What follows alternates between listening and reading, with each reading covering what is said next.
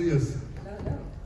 Thanks for coming out. I'm so happy to see you. Of course. Oh my gosh, and thank you for joining us again. So I want to start off by asking each of you about your acting journey. How did you get involved in this craft? Sorry, that is just the best. Where do I have to go? You're like, it seems like a million years ago. It does. It kind of feels that way. I started my acting journey. I was in middle school. I was doing theater and did high school theater, and then fell into modeling and fell out of modeling and then back into acting, and really started to pursue it seriously when I was 18, and fell in love with it. Oh. And just decided I didn't want to do anything else. I'm so low. Can you hear me okay? It's really weird. My journey started in high school, where at one point I was playing, since I was younger, even younger than high school, playing Dungeons and Dragons. And my mom's like, what do you want to be when you grow up? And I'm like, or what do you want to do? And I'm like, I don't know. I don't need to be rich or famous. I just want to create with my friends. Like, I want to do this the rest of my life. How do we do this? Yeah. And acting was basically the closest thing. I fell into it in high school, which led me to improv comedy, because we went and did a field trip to a local comedy place. I had no idea what improv was and fell in love with it.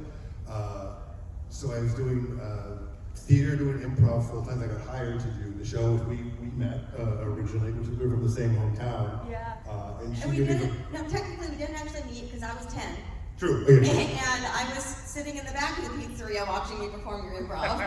So weird. At the pizzeria. I was just telling him about that because one of our audience members said you were the nicest person ever. And I'm like, well, funny story. Yeah, hometown hero, and he really is that amazing. Oh, that's so nice. Anyway, That's so nice. Man, you are too big. But the short end of it was at the same time going to college and majoring in acting. I got to the point where I took the big leap and moved to LA. My first big audition was for the Wild West stunt show, where they took actors and crossed them into stunts, and stunt people would cross them into act. I was an actor, and they taught me to do some of the stunts for the show because I had a background in like family martial arts. I was like, wait, if I worked out, I could be the big bad guy in TV and film. So a lot of the stunt guys, the acting career started taking off, which has been wonderful.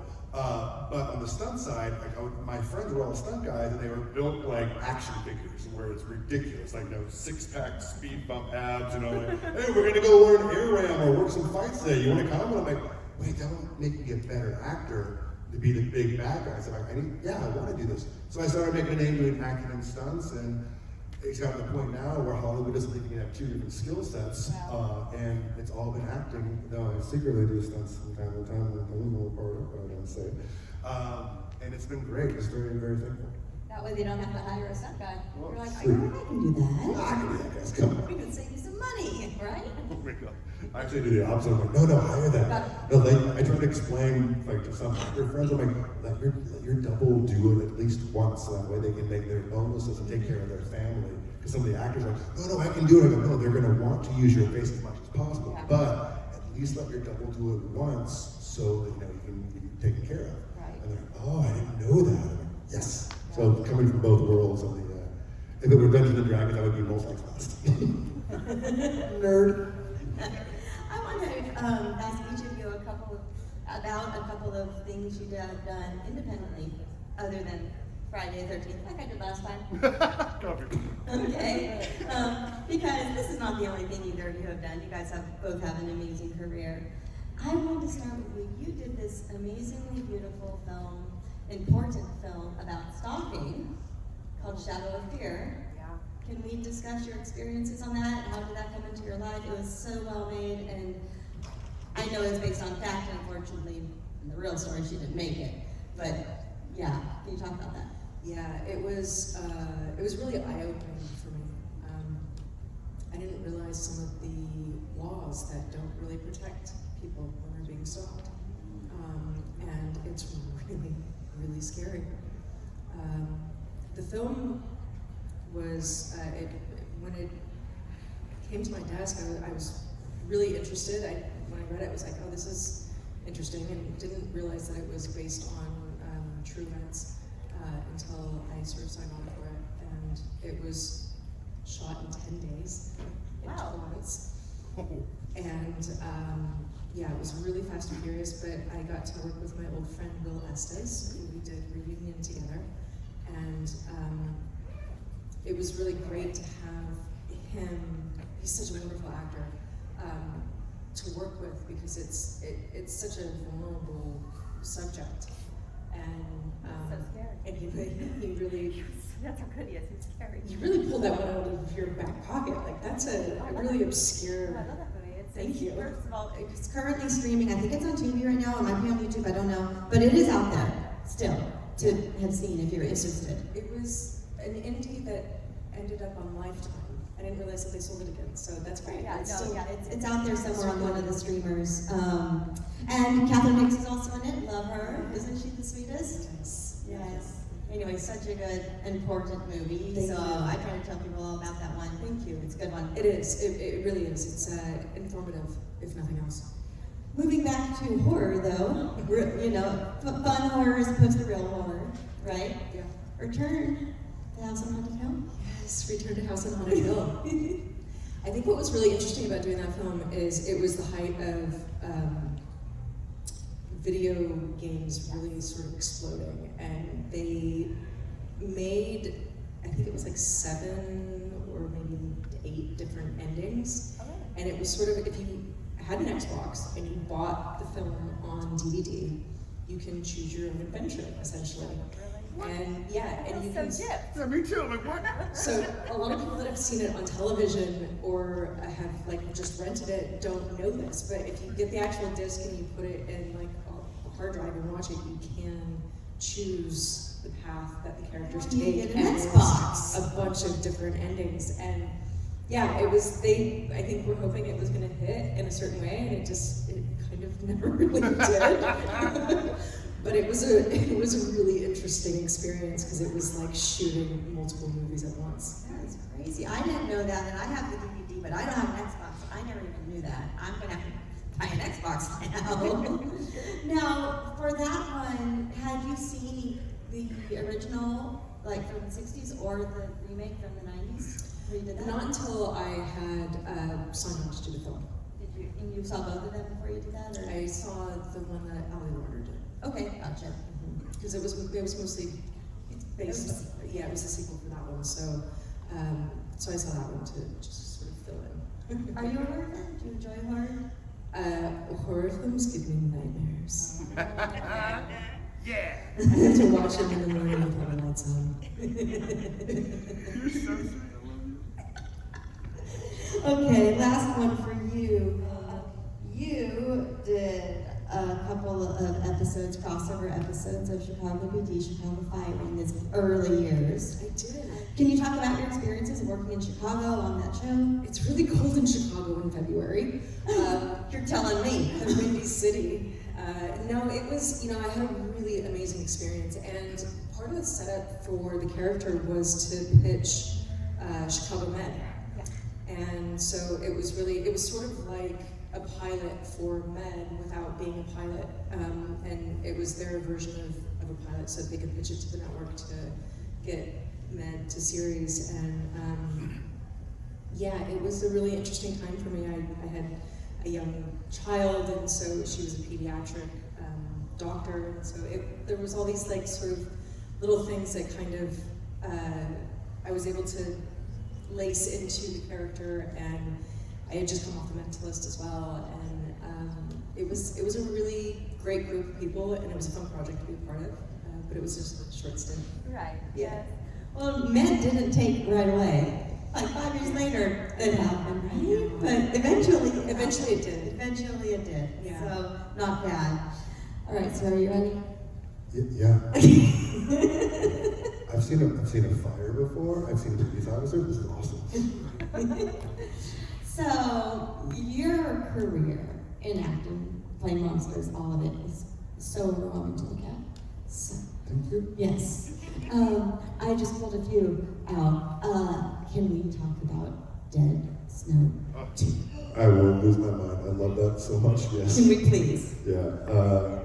Can I tell you stories? You Tell want me to ask me a everything, question? anything and everything you want to tell Can I me. tell you how I got involved in it? And also will tie into the fandom, which is pretty cool. Please. So I try to explain to people how strange my life is.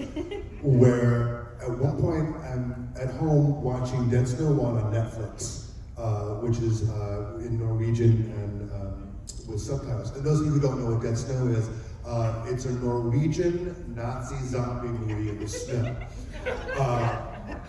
Crazy. As I'm watching, I'm like, oh my God, these Norwegian cats really understand the balance between violence and humor. And I go, these are the two sides of my coin. I'm like, oh man, I would love to work with them someday. And if you haven't seen the film before, it's very much like Evil Dead 2, where it's not sold as a comedy. It starts dead serious, but as it continues, it gets campier and campier, and on purpose.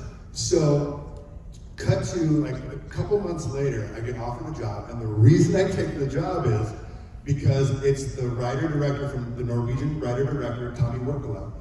It's his first big U.S. feature, like multi-million-dollar show, and I was like, what? That's him? And so I got cast as Edward the Troll, where it's called Hansel and Gretel Witch Hunters, with Jeremy Renner and Gemma Arvidsson.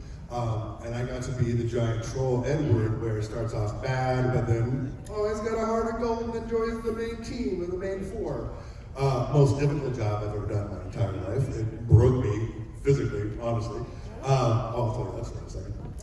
But the weird full circle was, at one point, I'm in a pub. We shot 3 months in Berlin. I'm in a pub in Berlin where Tommy hired, he couldn't put them in bigger parts, but he hired all his friends from Dead Snow as smaller parts of the film, and we're all hanging out in a pub in Berlin, and at one point, a guy walks over and he's like, hello, Derek, I am a producer from Dead Snow, and a lot of people do not know, but we are going to do Dead Snow 2. We are big fans of your work, and we know that you like Dead Snow, so we have written you a part for Dead Snow 2 that we would like you to come to Norway to shoot. And I'm like, what? Can we leave now? Because I'm a huge horror nerd, and I love that series. And if the first one is Evil Dead 2, Dead Snow 2 is Army of Darkness on steroids, bonkers. Like, my wife is like crazy about it. Anytime it comes on, like, can we just watch it? I know you're in it, but yeah, fuck that. Can we just watch it? I'm like, yeah, cool. If you get a chance, I don't know I think it's free on Tubi now. It is so much fun. But the other part of the story was, while I was filming I'm wearing this suit that is so unbelievable. I'm like a 9-foot tall troll. I have a fully animatronic head. The studio wants to CG the character from the get-go. We assembled the right team together over at Spectral Motion. We're like, oh, we're gonna do this practical. They're like, you're crazy. No, we're gonna pull this off. It was so heavy, and it was so big. I was like an MMA fight shape. Week 1 out of a 3-month shoot, herniated disc in my neck pops. And they're panicking, going, what do we do? What do we do? Like, and I go, okay, well, we have to shoot tomorrow. And I go, look, I've been training with these guys for so long. I go, it's not gonna work. And I go, okay. And I go, look, I told you in the very beginning, I would give you blood. I go, this is the time to put up or shut up. And I go, we're gonna shoot this, and we're gonna push through. And they're like, Derek, every time we put that, I think it was like 180 pounds altogether. Every time we put that helmet on, it's gonna crush your spine, and it's gonna be excruciating. I go, yeah, I'm aware of that. So my whole right side atrophied. Like I could do like so many pulls, like slow pull-ups before. I couldn't do one. It took me almost a year to heal. And while we were filming, I would get those like, the way I describe it, if you've seen Empire Strikes Back, when Han Solo is captured in Bespin, and the giant needles come in and he gets stabbed. I had those all on my back, like those giant needles. I got like epidurals like stuck over and over again. I couldn't move like very well at all. At one point, a guy's putting my suit on. He moved my arm this much, and I screamed. And I go, "You have to tell me, dude." And he's like, "Cool." But so rewarding. We pulled it off. Like we were doing things. So much of it was me doing acting blind, and then having chemistry with somebody inside this giant Death Iron Maiden suit. incredibly difficult, but we pulled it off, and when you watch it, it is the most articulate animatronic thing I've ever experienced or seen, and it's really, really cool. But yeah, that was a crazy, crazy time in my life. It's And a still, definition to artist painting. what was that? It's like a completely different artist painting. Oh, definition. brutal. Yeah, it was. Yeah, there were so many times where like not sleeping, I couldn't do. I basically had a broken neck in a sense. That's crazy. But we pulled it off as a team, and the movie came out, and it was accepted. That's dedication. Yeah, it was Right. brutal. Yeah. There's an old adage on the stunt side. It's called "pain is temporary, but film is forever." Yes, it is. So it's like suck it up. That's right. Now, you worked with John Carpenter in Masters of Horror. Is that true? Yes. Because I read that on the internet, so Yeah. it might not be true. Yeah, no. Can it's you talk true. about that experience? As you know, I'm a horror nerd. It was, I was up for a different film at the time, and they never locked me in. And then Howard Berger from K&B calls up, and he goes, "Hey, you want to come to Canada and do a Master of Horrors episode with Carpenter and Ron Perlman?" I'm like, "Do I get on the flight right now, or how do we do this? Do I pay you? What's the deal?" And he goes, "No. So, long story short, I got to work with John Carpenter. We did an episode called Pro-Life, which was a controversial episode, if you can imagine why. But it was such a cool experience because it was the first time, I was supposed to go up for the first season for a different character, but unless you were the main star, Canada wouldn't pay for another person to come up because they had to match you with another actor, one of their actors, just as a pay scale, so we're not taking Canadian work away. So when the second one came out, it was a big deal to have me come up, and also at the time, they made an A-list like monster suit for me to wear that is like, at the time, a lot of times the TV quality would be less than feature. They made a full-blown feature suit for this episode for Carpenter. And it was a big thing for him. No, we got this guy coming up, he's gonna be great. So I show up, and it was a huge issue where we did a dog and pony show where what that means is we had all the producers come out and they wanted to see, what the suit looked like, and how it moved, and kind of give an example of what it was supposed to be. So I laughed it out. So what happens is, Howard puts on my helmet, I get locked in. The producers, it's like Mick Garris, by the way, like horror icon, Carpenter, other people, like crazy. So like Howard's like in my ear, like, "Okay, man, you ready for this? You psyched him, man? Yeah, you got this? Yeah, no. Okay, here we go. Let's do it." And he walks back over and hangs out with the producers. And I'm in this suit, and I walk out, and they're watching me, and they're just doing this. And they go, "Okay, Derek, and action." And I go, "Roar! Roar! Get you!" The producers are dead silent. They're like, Howard goes, "Pardon me one moment." And he walks over and goes, "You motherfucker." He goes, A, fucking hilarious. B, do your goddamn job. And he hits me in the back of the head. And I come back up, I'm doing my way thing. And they're like, "Oh, pretty good. Oh, okay. Oh, great. Oh, it looks great." And Howard's just shaking his head, looking at me, smiling the entire time.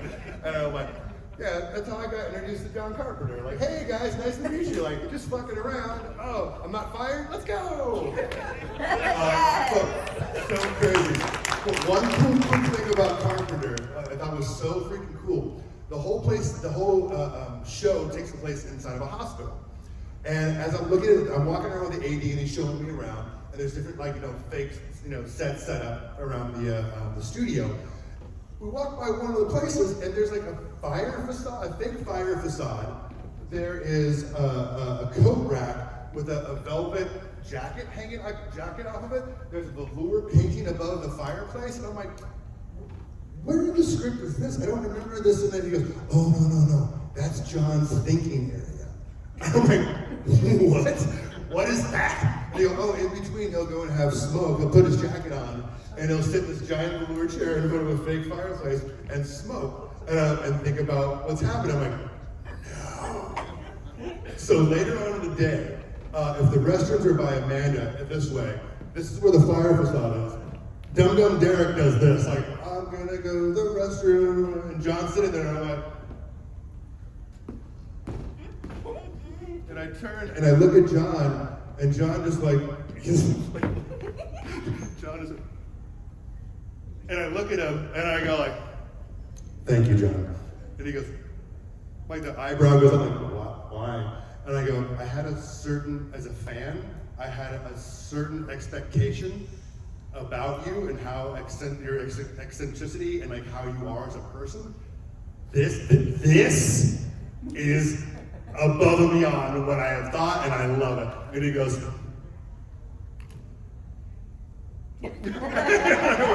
oh my God, so cool. But then we started talking about video games. He's a giant video game nut, and we just hit it off. It was so much fun. So I got to work with John Carpenter, and I don't believe it to this day. See, this is why I ask the weird questions about the weird projects, because we get stories like this. I'm just saying, it's my favorite thing. Okay. We're all kids, man. We all, again, as horror fans, we love the same stuff. Like, I try to pull that Hollywood curtain of Oz, where I'm like, hey, don't tell these stories like publicly, because I want to keep telling the stories to other people. But like, I work with celebrities, I really don't care. But I go to these cons, and there's a lot of horror actors I grew up loving. Like, oh, Robert Englund and I are friends? Oh, he knows I exist? Nope, look how cool and calm I am. Nope, I'm losing my mind. So I try to share that with everybody as much as possible. You do know that's how I am with you, considering the history I have watching you as a kid, as a young performer.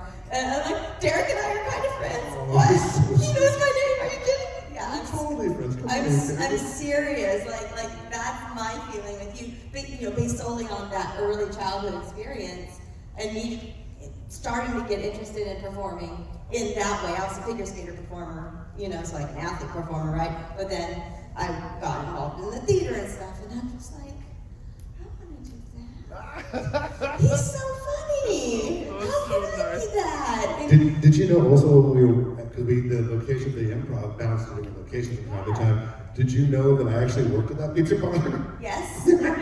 Yes, I did. Okay. Now, I'm going to ask you one more thing that I did ask you in Vegas, but it just tickles me so much I have to ask it again. Passions. Oh, God. The soap opera Passion. Guys, I've been around a lot. Yeah, I did a soap opera as I came in for a. I did. Don't you judge me? I'm not judging you. NBC came on after Days of Our Lives. No way. I just worked a day. I came in for like I was a prisoner in a jail cell, and there was a fight scene that broke out. It was. It was a supernatural soap opera. You know, there was a witch. It was like dark shadows for daytime. I was at the time. I didn't know how they shot soap operas, where literally like so fast. And okay, cool, and moving on. I go, we just did one take. Are we not? They're like, nope, moving on. I'm like, like, hey, this is how we do it in soap operas. We don't play. They just shoot and run. If they have it, they run. Yeah, it was crazy. Awesome. Yeah. Any other memories from working on that whirlwind of a world? Not so much. No, it was just kind of like a literal whirlwind, and like, yeah. How did you get that job? I forget if I auditioned. It's been so long ago. I forget if I auditioned or a friend worked on it. I was like, that guy would do it. I don't know. He looks like a thug. Yeah, it's weird over the years. When I was younger, I would go to like grocery stores or like mini marts, and the guys would constantly stare at me in the mirrors, or they like I was going to steal something. So I looked like a thug. Yeah. Or like a terrible person. But now, now that I'm older, I get the complete opposite. Like, do you get the officer discount? Can we have your? I'm like, I'm not a cop. Yeah. I'm not. It's weird. Oh my God. I don't know what I am anymore. The afterlife. Yeah. All right. Okay, audience questions. Who's got it? Raise them up. Start with you. What was it like working with Ron Perlman? Ron Because Perlman. I've got a brother that got to meet him, and he says he's a fabulous person. Oh, he was super fun. At one point, being a fan of him because I was trying to be cool about it and not like lose my shit. Ron came over to me and he looks at me and he has that, like, he's the type of gentleman who, when he thinks, he doesn't just talk. He takes a moment of pause to think about what he wants to say, and then he says it. And he literally walked over to me when we first met, and he looks at me and just stares at me in my eyes and goes, "Sometimes you're the guy in the suit, sometimes you're not." And walked off. And I was like, that's how I met Ron Perlman for the first time. That was pretty cool. I'm like, all right, I like it. person and whatnot, and you weren't as big into horror. Were you guys into the Friday the 13th franchise before the 2009 remake? I watched the first one when I booked the job. And I had seen some of them when I was a kid. I was really too young, and my mom would always be like, close your eyes, don't watch this part. And was traumatized for life. So I've never really been a horror fan, but I appreciate the horror fandom and the loyalty and how great the fans are with horror films. For myself, two things scared me as a child. One was the Bigfoot from $6 Million Man, which was Andre the Giant. And the other thing that gave me nightmares was Jason Voorhees. I always considered myself a horror fan before being an actor, because as a child, Friday the 13th is my favorite franchise, Jason's my favorite horror character. There are times, because I grew up with, I still have alopecia, though I can grow weird facial hair now, which is weird. But my hair would fall out when I was younger, so emotionally I was trying to figure out, it started happening in grammar school, figuring out who I was, because my hair would grow in, then it would fall out, would grow in, I'm like emotionally up and down, like, oh, I'm different, I'm a monster. And when I watched part 4 on the old school, like rent, VHS, and when Corey Feldman comes downstairs and he shaved his head to look like Jason, that's actually what I looked like at the time, because I had little tufts of hair growing here and there, and I was like, oh wow, like I'm like a little version of Jason, like, oh, that's okay, that's cool. It's a total mind tweak as an adult. Now I get to play that character and give a whole new generation nightmares. It's really mind blowing. So I'm very, very grateful and thankful, and also thankful for everyone's love and support all these years. It's been phenomenal. So. You did step into like an impossible situation. It's so hard to take over characters like that, especially like Kane played it for so long. So we were used to seeing Kane, and then we had Freddy versus Jason, and then you, right? And so it's like, oh, fuck it up. Right? That's a lot of pressure. Yeah, it's crazy. Because as artists, like, we all take it. If we all play Peter Pan in this room, we're all going to do something different because of our different life experiences and what we bring to the table. So it's never a competition. Sometimes fans will come over and, oh, someone says my favorite. I go, oh, it's not a competition. Like who you like. Because a lot of times the guy that you like is the one that brought you to the series. And anytime I do a reboot, I've been lucky to reboot a lot of iconic characters. When I meet with producers, I try to explain to them if they haven't done something like that before, I go, you have to be respectful to the fandom that brought that IP to where it currently is, but you have to take a risk for a whole new generation of newer fans who are younger, who have no idea what this is. So you put some sort of new spin on it, but the hope is, and always in my opinion is, that new generation likes that new one so much that they'll go back and watch the originals, all of them, and now you're part of the family. And a lot of times, I get so excited when fans come to the table, because a lot of times when someone tells me that, that was the first one I saw, I go, did you go back and watch the originals? And they're like, oh yeah. I'm like, oh, mission accomplished. That's exactly, welcome to the family.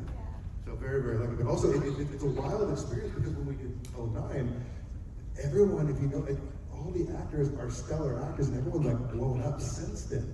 But we're all still friends, and we all still communicate, and no one has an attitude. No one's like, do you know who I am? And like, no, hey, remember when we did that? Like, there's a time when Amanda on set stood up for me, which was so nice, because we were in the scene when she was chained up. I don't know if you remember this. I don't. Oh, awesome. There's a time when she's chained up, and we were doing a scene with that emotional scene where Jason is confused because he doesn't know his mother's only tied to love in the entire world, and she's no longer here. And so with her, he's confused, going like, I love you, you're my mother, I want to be, but also, you're the one that killed my mother, I want to destroy you. And so he's not taking people are, oh, he doesn't take hostages. That's not what's happening. He doesn't know what to do with her, because emotionally, he's like, I want the love, but I also want to kill you, what do I do? And so when she would get into character, I've known Amanda's worked with her, and hung out with her on the show, even on the off times, a lot of us were hanging out, and loving who she is as a person, and she would get into this emotional state, such a professional. she would lock into the zone and she would weep and like get in that zone. It would hurt me listening to her do that. And while we're doing the scene, while I'm deciding, you notice when I hit like the gate behind her or whatever, like at one point, somebody off camera was talking out loud and making a joke or something, and Amanda, during my coverage, and Amanda turns to me, shut the fuck up, like why the fuck would you do that? Like, because like, she was basically going like, just because he's wearing a mask, like he's an actor, like give him fucking the respect, like if he's doing it, you don't see what he's doing, they weren't watching. And so like she stuck up for me and you know, in the middle of the scene, like put this person in their place. And I was like, oh man, like that was a real special moment for me. And I'm like, thank you. Like, it was beautiful. Sorry for the person that yelled that. I think it's, you know,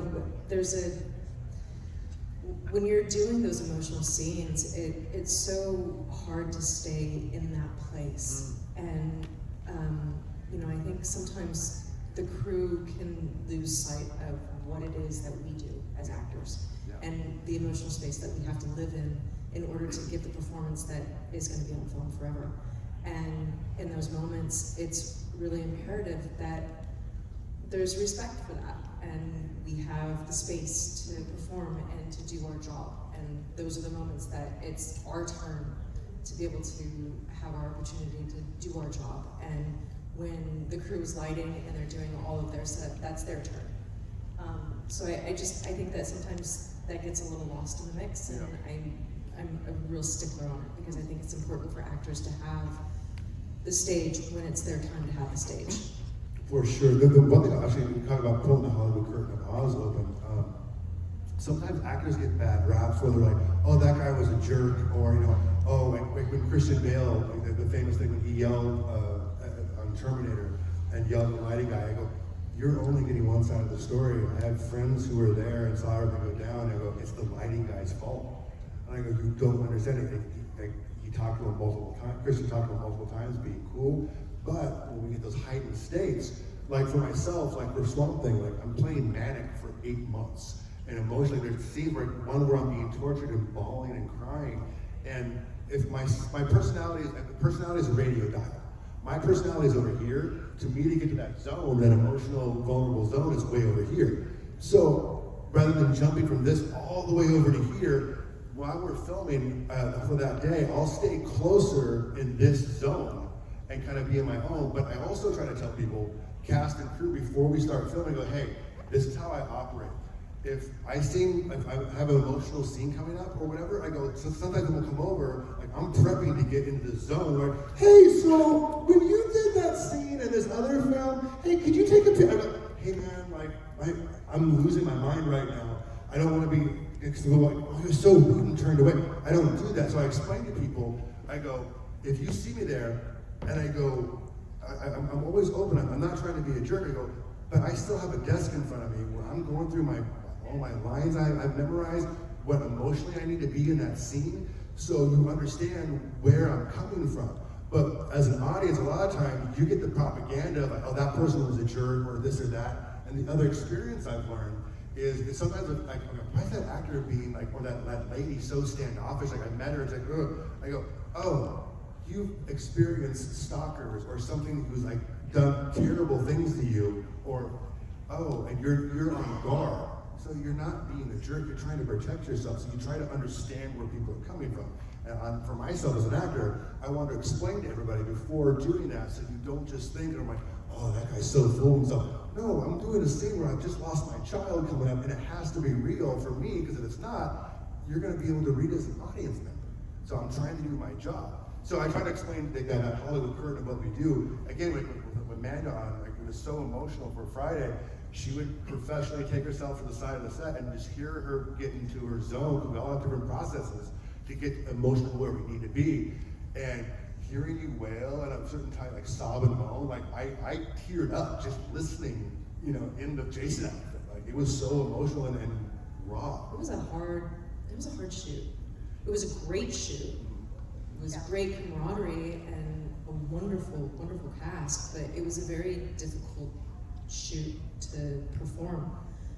because of the emotional state, and especially for Whitney, because all of it was crying and screaming, and I really had a hard time sleeping because we were doing night shoots. I had such a difficult time sleeping during the day, so I was always just felt really drained and exhausted, which I used. I just think that works with I just kids put it for into you. the character, and by the end of it, I felt like a vampire, and it took a few months to kind of just get back into a normal rhythm of life.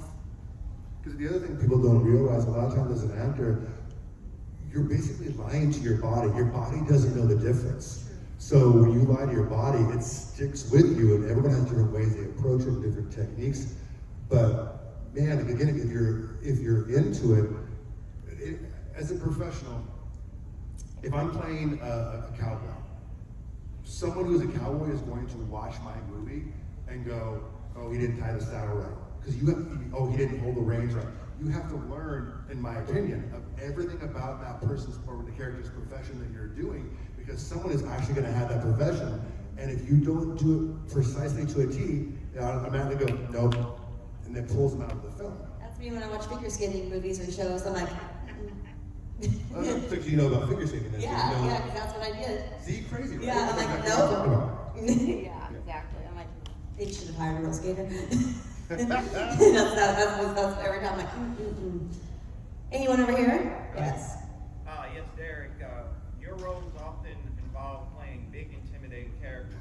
How do you bring emotion and depth to these performances, especially while you're wearing heavy prosthetics? Honestly, like it's finding the sense of acting, the emotional truth of the character. Where especially for villains, like no villain sees themselves as a villain.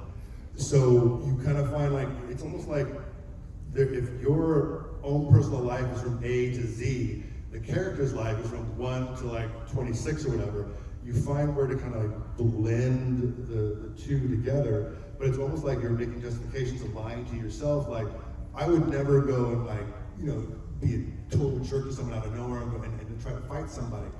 But if I lie to myself, going like, hey, that guy just kicked your dog that you love so much, and I'm like, the fuck did you do, dude? Like, I will rip your goddamn head off. Like, and so you use your different experiences. I try to tell other younger actors, go, whatever life experience, pro or con that you have, that's your paint for your palette to paint from.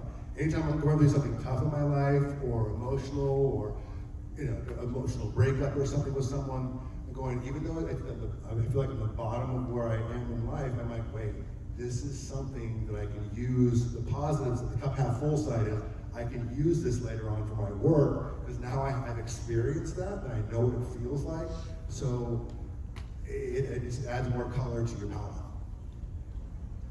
Any other questions up there? Right there? Since you guys have both done episodic TV and like blockbuster movies, what's the big difference for you in doing each of them, and which one do you prefer? I think they each have their pros and cons. I think with episodic television, you get the scripts very last minute. When I was filming The Mentalist, we normally typically it'd be like 5 days before we would start filming. We would get the first script, but there would be multiple changes, and we would even sometimes get changes on the day that we were filming. Not that you don't have that with film, you do as well, but with film, it's an allotted block of time that you've got 3 weeks or 6 months or whatever period of time it's going to be, and it's one script that you're working on. Whereas episodic, it's constantly in flux, and sometimes things will change based on what the audience is responding to and what they're not responding to. And they'll take things into the writer's room and be like, this is really not working, just the audience is not responding to it. And I think especially now with streaming, it avails the producers to see what's trending and what works and what doesn't. And so it informs them how they're gonna sort of make the progress of the show go, or which direction they're gonna go with it. So they're two different mediums. I don't know if I prefer one over the other. Now that I've done both, I feel like when I was doing television, I just wanted to do film. Now that I've done film, I'm like, I kind of like television. I kind of waffle back and forth between the two. For me, it's mostly about the character. and finding a character that keeps me engaged and has growth and a really interesting arc. That's great. That's also, I love how deep we're getting in all this. Like, it's super fun. Just wait till you hear my final question. What? I agree with Amanda. Especially the time essence with film, you have locked off time and you know what you're doing, you know what your character is.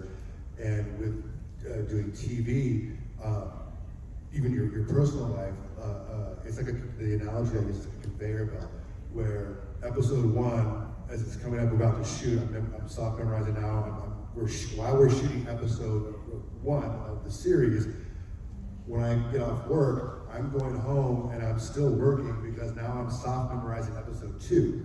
And so as we're finishing 1, then now we're going into 2. I'm doing the same thing. I'm now applying what I've learned for 2. Now I'm soft memorizing 3.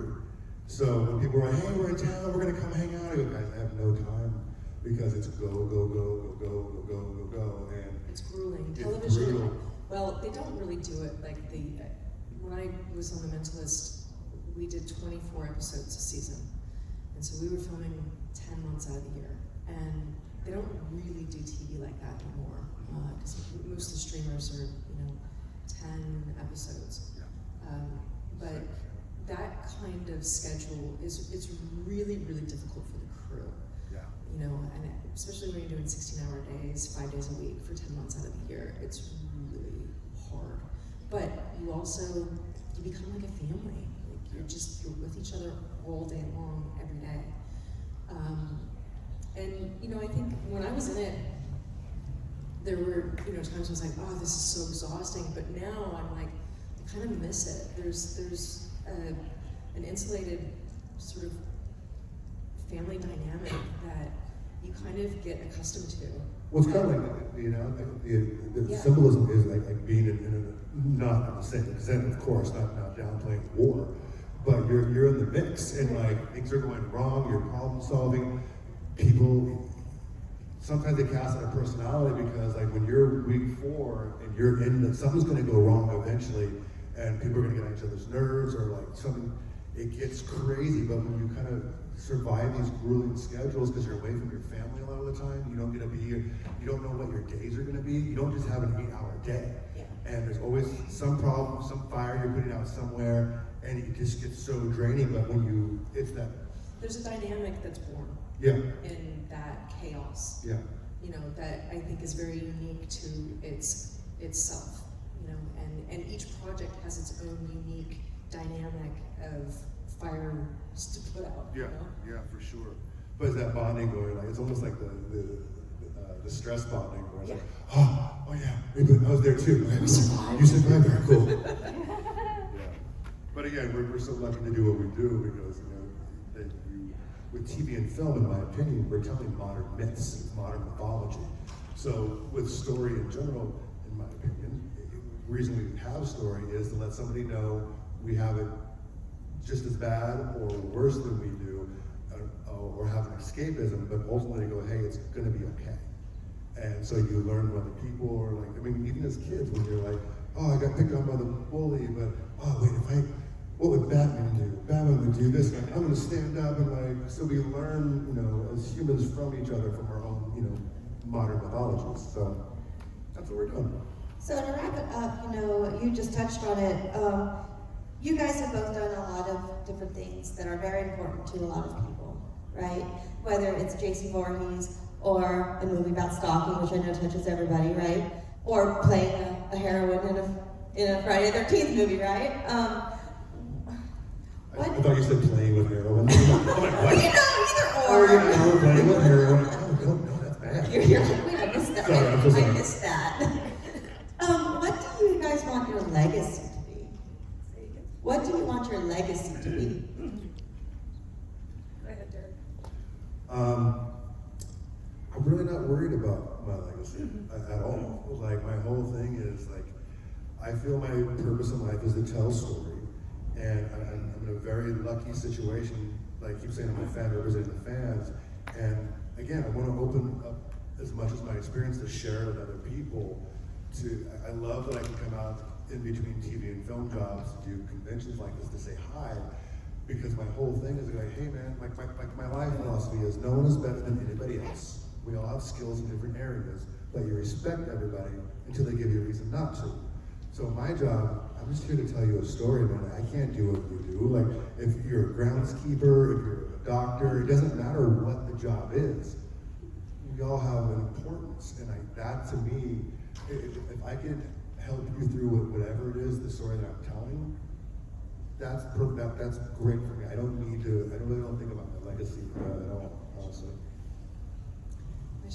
I want to tell meaningful stories, things that touch people's hearts, or change them, or entertain them.